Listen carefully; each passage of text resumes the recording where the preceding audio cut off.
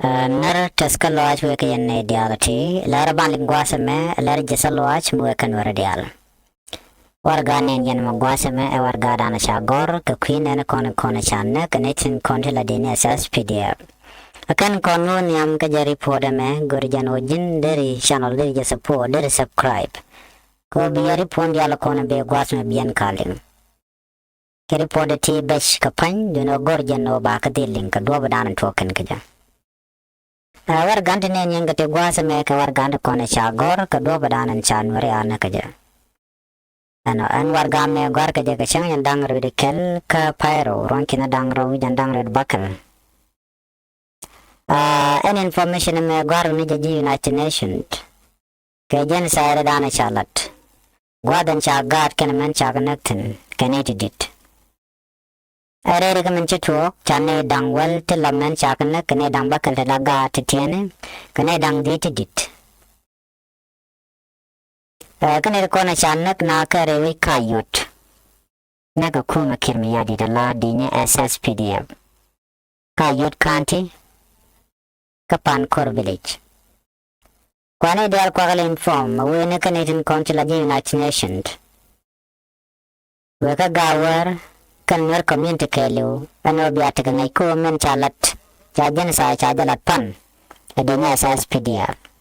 dini South Sudan People Defense Force sikan wari kan ganak pin kanang madidalong asas pdf kan gor kan ire kontila civiliani lo gor kan no nakan ka gor kan gare doli Nama mi chala te Lieutenant General Johnson ben ka gwase dan me lara jano atara mi mama pal ka shobdum ka yot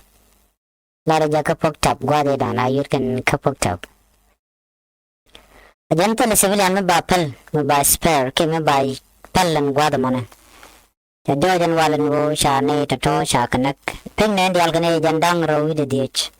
ke wen yambo wawu ne ne di chob janang jok Report ni ama ben chala dino na da wa cha kon gor na shu kane di chop ka chop ka jandang ro wi daro wa chu kan gala duel wa ta ga tan kan man tidit lori den dial kaman ami china ma cha tuogo sikane tin kon tin labon SSPDF sikana chikan gala duel wa chikan duel kana chot kai kana dang dok chikan kana gra ne dang dok to ke won wara nakan ga wichar cikana pal wichar gwada mone yana ga dana cikana ladme cikana ikan ga nakaja mi ci dorje to ko cinetin kontila kwar ci gwe ci bishop ala bishop ke kwelo akot ci chup pan ka jaka yu town kemme che jek chene de mantila civilian che jek chakan na gadenya SSPDF corporation dan jikana nangre loka ramadan jag na ko na ka wa general chitwa BLV kana commissioner Jim Chol Jack general chitwa BLV kana commissioner Chol Jack wa kana rin kon top ka order ano kana ka kana kon de la civilian ka ter dana chalat cheman dan chanangat me chala de Johnson lo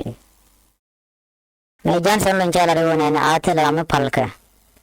agatta duang bil wangaka ajo jano kana de kon cha wang bili e dang dok tila wona kan cha ko na gra tone na me jaswa mi de long re doran kon wari report me bej kana de kon tin na kana ka kana de kon tin chi kon lingwa sa me kenyam kene kontin la jubu jala civiliani wa gurga ka chwa ka wa cha jo re do rodun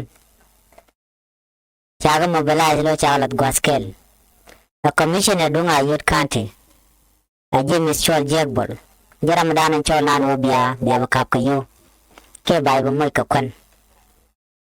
no so na me ke lu chikana lat kana bai bo moy ka kwan a Lordship Bishop Thomas Tudgang ka yo town pan ka janami so mi chanare ri de gana kap Wana mana shukan na shukan kashu dark shu na yunak. Wa dar mutupka ajaro tito BLW kana commissioner Jim Chol Jack alai Ayut County Commissioner. Na si jamana kula weka gawa dial ke innocent civilian kona chanak anu mulai kona chama chala de ranchi weka Ayut gwadan te JSS PDF tin gwadate Jim Chol Jack tin kana SS PDF no komu eto ganno nere to bana bakatuk anwar game kula gor commissioner dunga Ayut County ka kuma SPLIO gwada ja control kuma SPLIO katura share online kere gadana shalat ketun bag long te jedlo nyene dial ka an wode kuma kirmi yadi dajalar no mone name derwe ka kon dial kone shalan ware anu men chalat kuma kirmi yadit ne ti jandang rawi di ke wani am ti shanak ti cha target kagan ware kan dial ami jagalong yaman kana gat ka dong sha kana chigame chala de Johnson lo nyano ate rampaliana yam shi kana ma chalat chare por me cha ko goro bine dial ti gangitin adan kore dana chi to ka Ayut County me chi de ne kim ya de chi chubre ka ge jano dong de kana de kan gapal